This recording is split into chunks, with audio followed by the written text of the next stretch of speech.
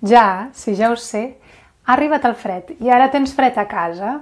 No pateixis, soc la senyoreta Meravella, la Wonder Woman catalana, i he vingut a salvar-te. En aquest vídeo et donaré 10 consells més un per ajudar-te a no tenir tant de fred a casa. T'hauràs preguntat com és que avui porto capa. Vaig demanar-li a l'Etna Moda, sí, la dissenyadora dels superherois, que em fes una capa. Ella, que no, que capa no, que capa no. I jo li vaig dir, Etna, és que fa fred. Vull dir, estic a punt de fer un vídeo sobre el fred, em poso una rebeca, que capa no. Total, que vaig agafar unes estovalles i mira, què et sembla la meva capa? M'estic congelant. Què podem fer per no tenir tant de fred a casa? Doncs mira, bàsicament és fer tot el contrari del que et vaig explicar al vídeo de com no passar calor a casa. Consell número 1. Ventila la casa, esclar que sí, però ventila no al matí a primera hora, com et deia, sinó ventila quan a la façana del teu edifici està tocant el sol. Així, l'aire que entrarà no serà aire glaçat com aquí, sinó que serà un aire una mica més calent. No és necessari que tinguis les finestres obertes 2 hores, sinó que amb uns 10 minuts és suficient. Esclar que això ho pots fer només si tens la sort de no haver d'estar treballant, per exemple, al lloc on has dormit a la nit. No et pots aixecar i posar-te a treballar amb una atmosfera carregada de persona adulta que ha dormit en una habitació. Esclar, això no ho pots fer. Si és el teu cas i tens l'escriptori en el lloc on tens el llit, obre una miqueta, 5-10 minuts i torna a tancar ràpidament. He dit tot el contrari, però veig que puc aprofitar una altra idea. Aïlla't del fred, en aquest cas. Com ens podem aïllar del fred? Doncs, en el moment en què el sol deixi de tocar a la teva... Semblo aquella del Polònia, que ha marxat. En el moment en què el sol hagi marxat de la façana i ja comenci a caure el vespre, què fas amb les persianes apujades? Abaixa-les i crea una barrera perquè no entri el fred a dins de casa. Tercer consell, i potser aquest és un consell una mica boig, però jo he notat que en algunes cases, en el forat per on passa la cinta de la persiana, si hi poses la mà passa molt de fred. Seria un lloc on podries evitar que passés. Com ho fas? Pots posar esparadrap d'aquests de drap, que es poden treure i posar 4.000 vegades. El poses, el treus, el poses, el treus, el poses, el treus, i continua enganxant. Al final, després de 4.000 vegades l'hauràs de canviar, però vaja, que el pots aprofitar moltes vegades. La idea és, puges la persiana, tapes el forat. Abaixes la persiana, tapes el forat. El que no és cap bajanada és el meu consell número 4. Compra això. Què és això?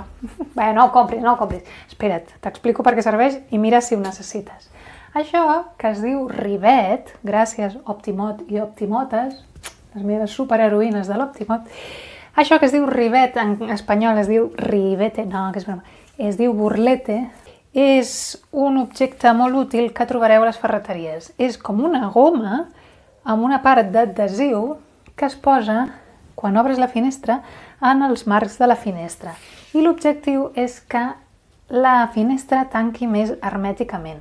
Si tens finestres d'alumini ja modernes, potser no és necessari que ho facis, però tu, si vius en una casa antiga, posa-hi la mà al voltant dels marcs de la finestra i si notes que passa aire, posa-hi un rivet. Una idea similar a la del rivet i les finestres la podem fer a sota de la porta principal de la casa. I si vius en una casa o en un pis que té sortida exterior, per exemple un balcó, una terrassa, un jardí, el que sigui, potser també t'ho hauries de mirar. Moltes vegades per sota de les portes, i de vegades també pels laterals, però per sota de les portes passa moltíssim aire. Però venen unes làmines també així de plàstic que es posen a sota la porta. Consell número 5. Per acabar d'aïllar-te, a part de les persianes, pots jugar amb el gruix de les cortines. Venen unes cortines especialment pensades per aïllar del fred i de la calor, que són molt gruixudes. És clar que són molt gruixudes i tampoc deixaran passar el sol, cosa que no ens interessa gens a l'hivern. Per favor, que el sol entri a casa i ens escalfi, no? Per tant, si volguessis utilitzar alguna d'aquestes cortines, potser seria intel·ligent posar doble barra i jugar amb unes cortines fines per al dia i poder tancar quan fa més fred a primera hora del matí i a última hora de la tarda, del vespre. Crec que aquest tipus de cortines pot ser molt interessant en un dormitori, no? Que és un lloc on hi estem moltes hores quan fa molt de fred. Sisè consell. Sigues conscient que l'extractor de la cuina agafa els greixos, les males olors, se les emporta i amb aquest aire s'emporta l'aire calent. Per tant, en moments en què fa molt de fred a casa, potser no és bona idea posar en marxa l'extractor. No t'estic dient que et posis a cuinar allà 3 hores, allà, xup, xup, xup, xup, sense posar l'extractor. Això no, per favor. Però potser a la nit, que és quan fa més fred, en comptes de posar-te a cuinar en els fogons, pots fer alguna cosa al forn o un sopar més fred.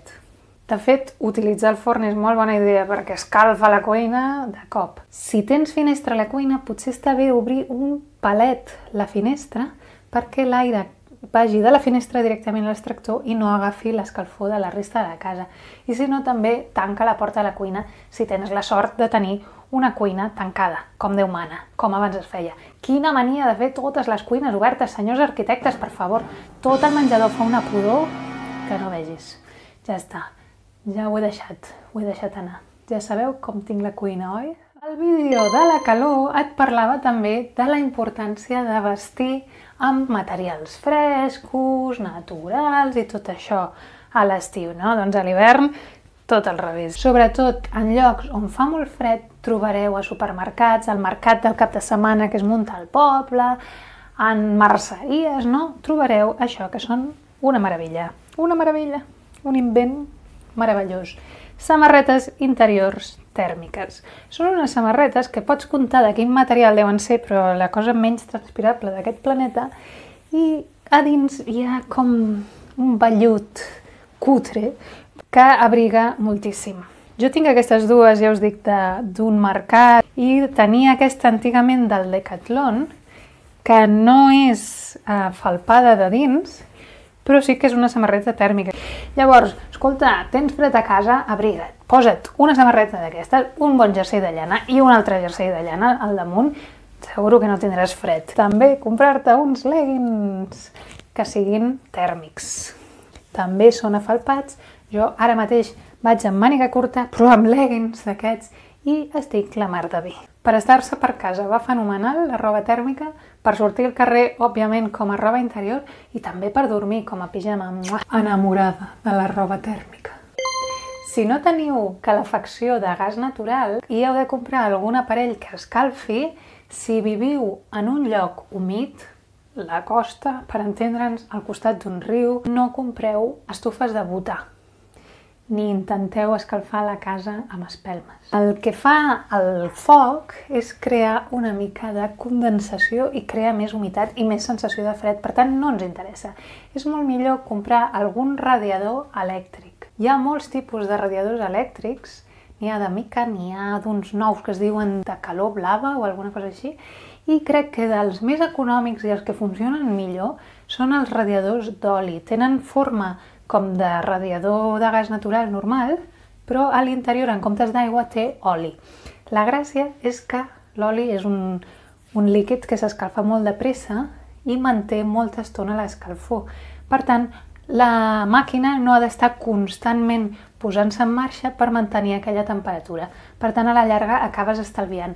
I, a més, aquests radiadors són dels més econòmics. Bona idea. Després no em digueu, meravella, he comprat un radiador d'oli i és una porqueria.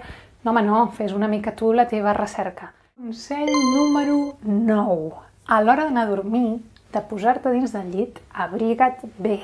Estaràs molta estona dormint, la teva temperatura corporal baixarà, necessites estar bé.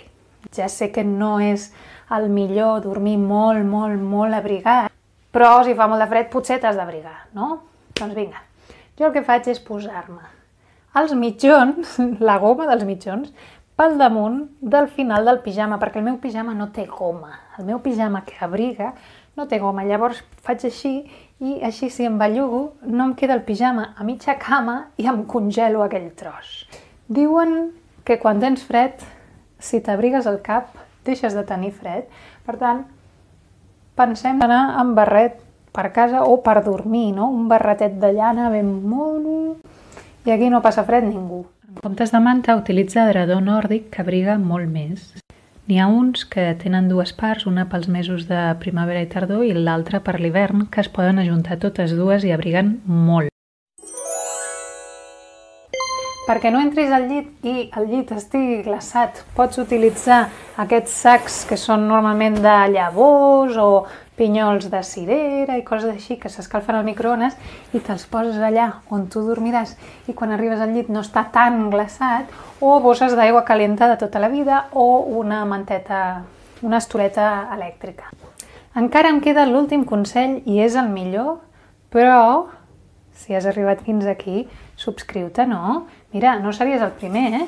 Ja tinc ni més ni menys que 95 subscriptors. 95! Iuhu! No us podeu ni imaginar què faré jo, quina muntaré jo, quan arribi als 100. I només em falten 5 subscriptors. 5. Quina festa farem! Recorda, sigues el meu Robin, sigues aquella persona que ajuda un superheroi, comparteix el meu vídeo, comenta. Has viscut en una casa freda? Sí, oi? Explica'm com t'ho feies per no tenir fred, o les teves experiències, les teves desgràcies. Explica'm-ho aquí baix als comentaris. El millor consell que et puc donar per no tenir fred, si passes moltes hores a casa, és moure't i fer exercici. I com que és un consell que desenvolupo en aquest vídeo, et recomano que el miris. Veuràs com ho munto jo per viure en un lloc on arribem a sota zero cada dia i no tinc fred i treballo cada dia des de casa. Apa, a mirar-se el vídeo. I recorda que nosaltres no tenim fred a casa perquè tenim una casa meravellosa. És el que diu aquella Nadala, no? De fa fred en el carrer, però nosaltres no el tenim perquè tenim una casa meravellosa i mantes en el llit. No és així? No és així. Sempre m'invento les cançons, jo no sé què faig.